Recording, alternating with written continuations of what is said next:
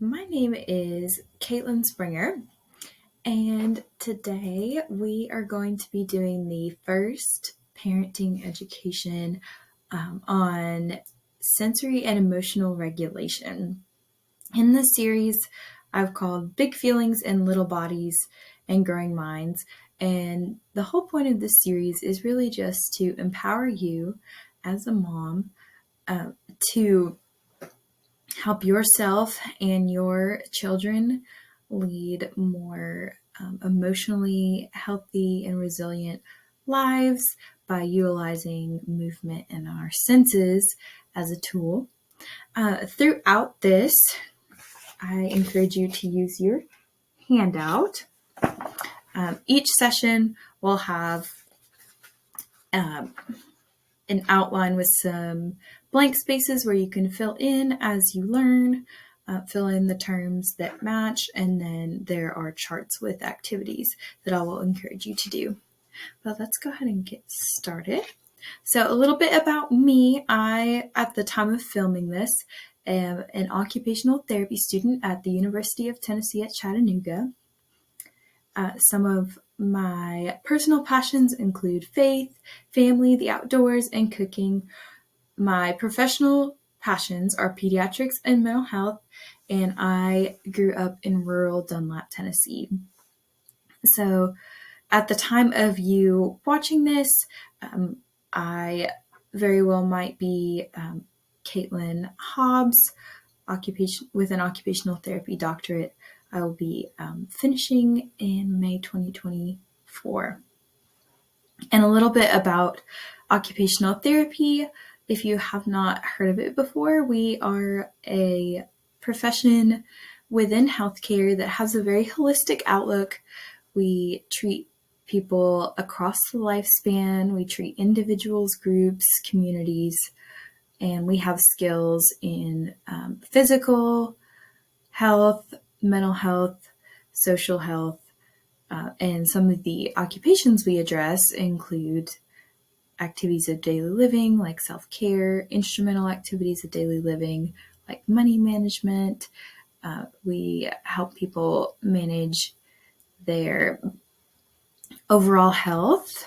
We address sleep, we address education, play, leisure, and a lot of different things. So occupational therapists can wear many hats, and one of those is in recovery settings, like I did whenever at the time of making this presentation. So now getting into our topic. So today we're going to go over what is sensory regulation, what are our senses, and then we'll dive more into what we can use that information for practically in future sessions. But a little bit about what sensory integration and regulation are. Sensory integration involves how we register, modulate, and perceive sensory input from our surroundings and our body. So we're taking in lots of information from our environment about how it looks, how it smells, and our body is kind of interpreting that throughout the day. And then also our body has internal states like hunger, our heart rate. All of those things contribute to our mood state, our behaviors, our attention levels, and our energy, sometimes without us knowing it. And then self-regulation encompasses steady processing of emotions, alertness, behaviors, our senses, attention, and self-control. And these two pieces together, so our sensory integration and the self-regulation, are considered foundational to participating in life's daily activities across the whole life, and then also specifically very much so in child development.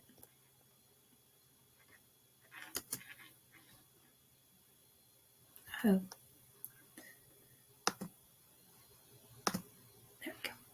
And now dysregulation. We talked about regulation. What regulation is. Regulation is when we can handle all of those things and be pretty steady. Dysregulation, on the other hand, is when someone is feeling very unbalanced, disorganized, and overwhelmed. That is when they're having difficulty processing all of those senses and emotions at one time. And it shows up differently in different people, and even for the same person in different situations. Some examples of how some people might respond is they might get extra hyperactive, they might get extra fidgety or act out, or they may shut down and avoid. And then sensory dysregulation also can occur due to understimulation or overstimulation. So some people, understimulation is kind of like, you can look at it as you're almost like you're bored in a way. And then, or you have needs that aren't met. And then overstimulation is when you're just overwhelmed. It's just too much. It's too loud. It's too bright.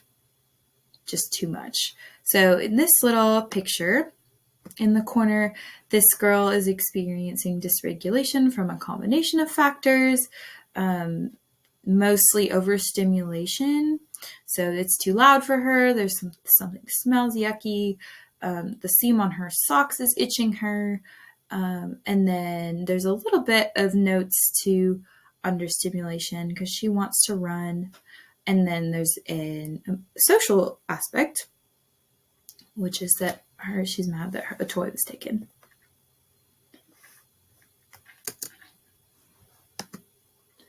So a little bit, without getting into too much detail about how dysregulation is working in our brains.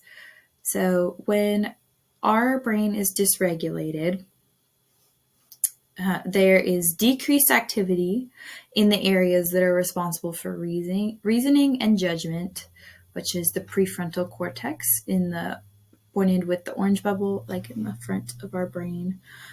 So that means it's going to be harder to talk and ration through issues when we're upset. And then there's also increased activity in the areas that process emotions and the fight, flight, freeze, survival reactions, which is pointing to the amygdala and red hippocampus with the green circle. So with that, at Blue Monarch, you may hear the language of, okay, the brain is flipped. That when we refer to that, we mean that we're not really accessing that reasoning and judgment that's in that prefrontal cortex, and we're relying on those areas that are just taken over by emotion and survival. So that's dysregulation in the brain and why it is hard to use talking to get out of dysregulation. A little bit about dysregulation as it relates to trauma.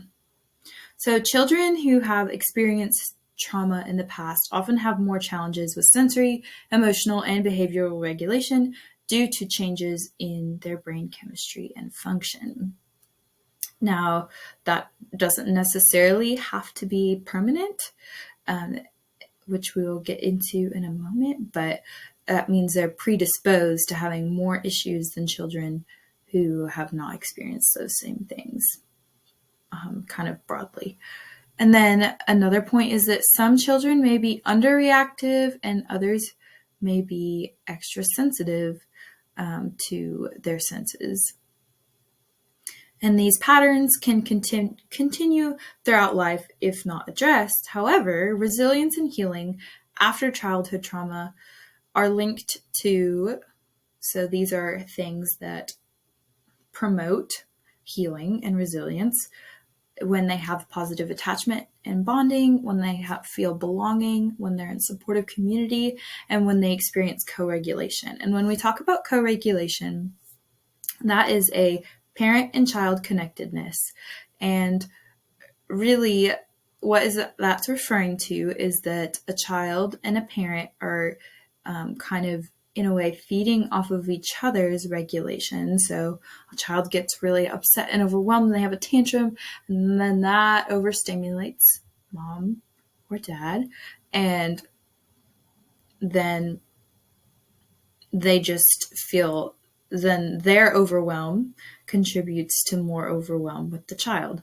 On the other hand, a child who is upset, but then the parent presents very calmly, they're going to feed off of that calmness, and it will help them learn those calming, good regulation skills. So co-regulation is key.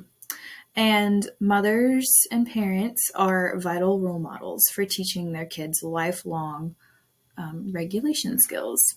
So that is why I'm focusing on empowering you to have great skills in this area.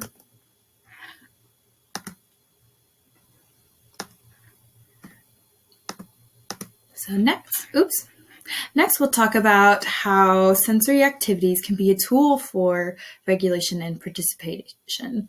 So customizing our environment to provide sensory experiences that we share as a family can help us use our bodies to uplift or calm us, depending on the need, to prevent or recover from feeling upset.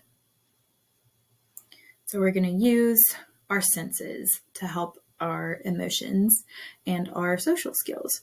And from scripture, we see that God designed our bodies and minds with love and intentionality. It's talked about in the Bible in Psalm chapter 139, verse 14. And we can use them, meaning our body and minds, to glorify God, referred to in 1 Corinthians chapter 6, verses 19 through 20. And we can use our bodies and minds to connect to God and connect to his people. So now we are going to talk about our 8 senses. Now, you may be thinking off the top of your head, I have heard of the 5 senses, but we actually have 8 senses, and they can even be broken down even more. But the ones you may think of off the top of your head are sight and hearing and smell and taste and touch. Those might be the first 5 you think of, but we also have proprioception, which is one of our key senses for promoting regulation. And we'll talk about what that is in a moment. And then our vestibular sense, which is our sense of our position where our body is in space. And then we have interoception, which is just our sense of all of our organs. And we'll break these down one by one. So, vision. We all know vision. This is what we see in our environment. And on some of these, I am pairing kind of a generally calm and a generally overstimulating, or not necessarily overstimulating, but a increased stimulus that may feel chaotic for some people. So on the left here, that's a very cluttered environment with a lot of bright colors. There's not a lot of blank space, so that kind of leads to a more like alerted state. When you look at that, you're like, whoa, it's playtime. On the right, it's a calmer visual space, so the lighting is lower, the colors are more neutral, and the space is less cluttered. And this really refers to how one of the ways we can make our environment more calming is to keep a tidy space, which Blue Monarch does promote. And that's part of why, is it really helps our mental health and just have less things in our environment to overwhelm us. And then hearing on the left is representing like soft instrumental piano music, and on the right is demonstrating more loud and powerful music. This also goes with, some people may be fine talking one-on-one, but they may be overwhelmed in loud, crowded rooms. So that noise factor, some people love loud music. It bumps them up, and other people get overwhelmed by it. So that's, again, it's all a case-by-case basis, but generally loud music is going to bring up your energy levels, your level of alertness, and then softer noise or no noise is going to bring it down. So next, taste and smell. We have examples of something that will heighten your senses, which is spicy foods, big, bold flavors, sour. And then on the other hand, we have more generally calming tastes and smells, which would be kind of those soothing winter spices, and that's representing a chai tea, which is one of my favorites on the right there. Next, we have our sense of touch, which has lots of different aspects to it, but that is the textures we interact with. It helps us know, our sense of touch helps us know what's sharp and what's dull, and that's really a safety thing, so we don't grab knives or thorns.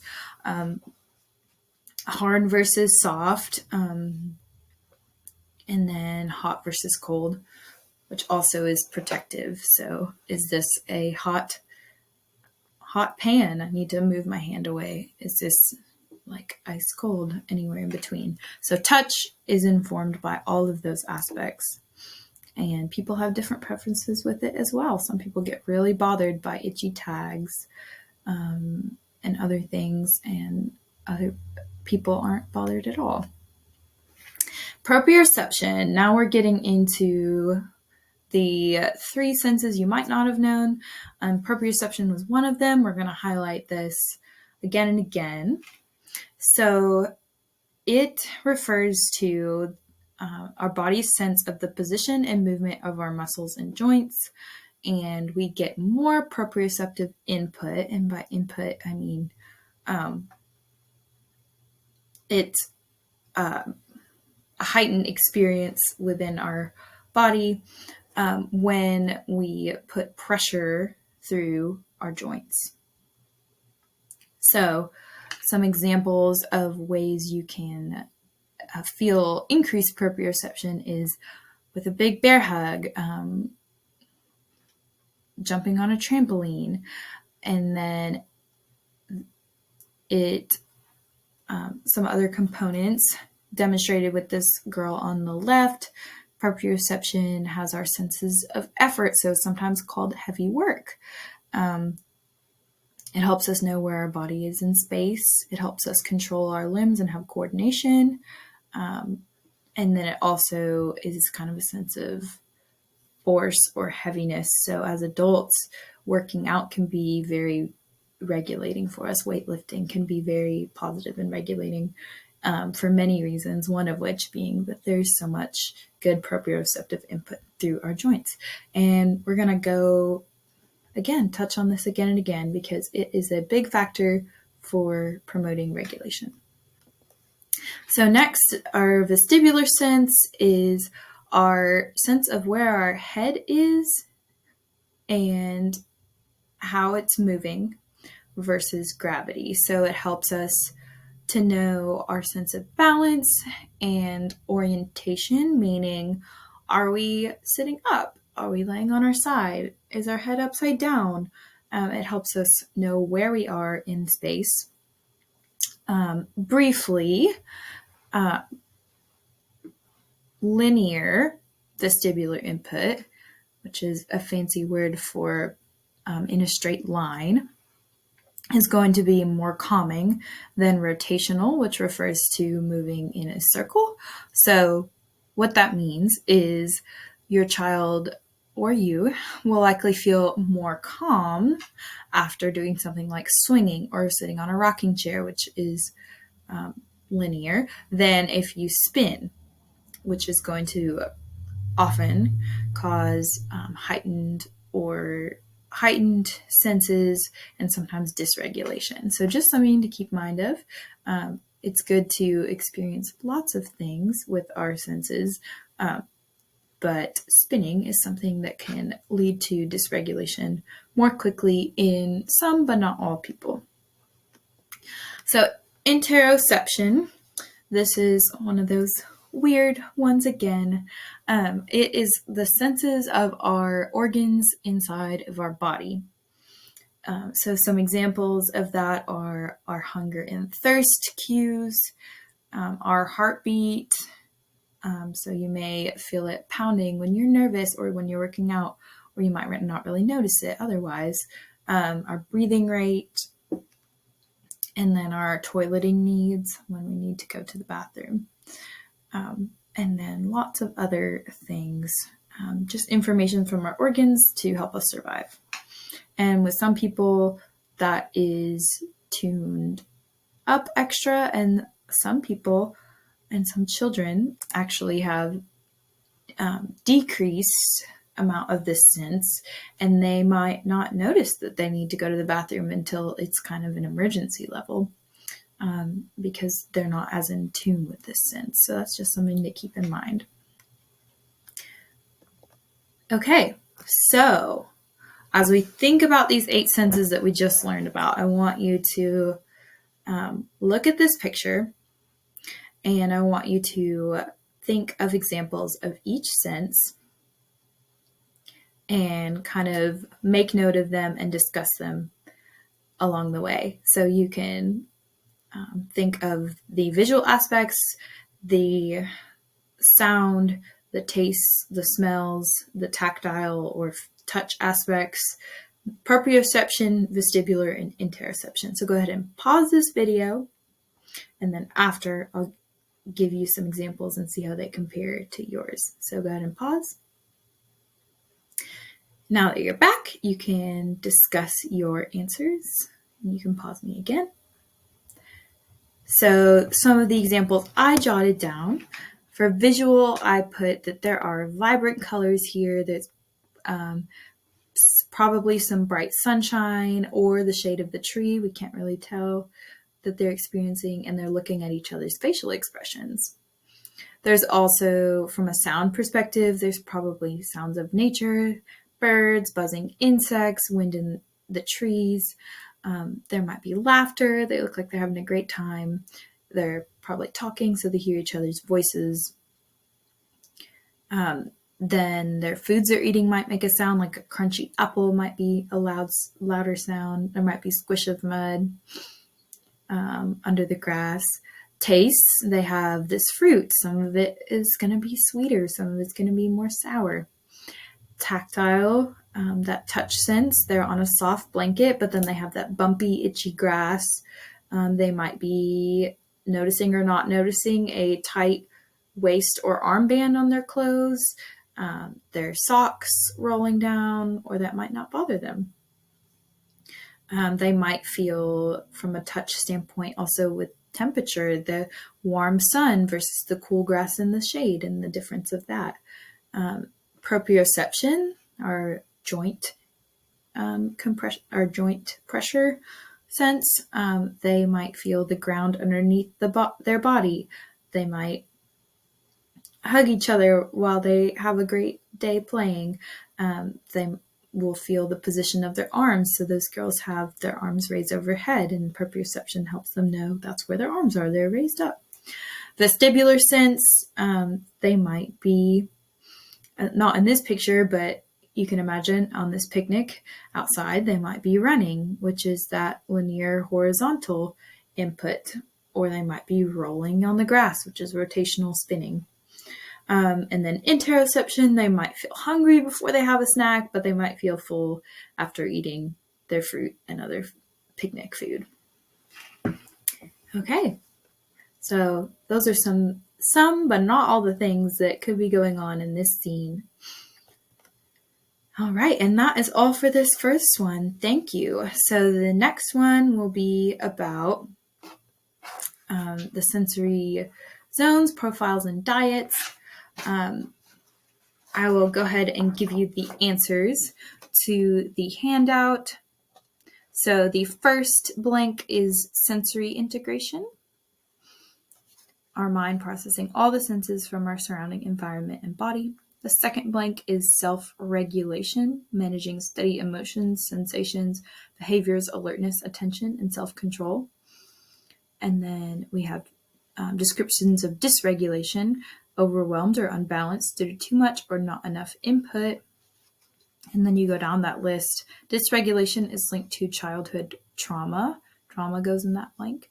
And then the next blank is just co-regulation of parent and child can help heal and improve regulation.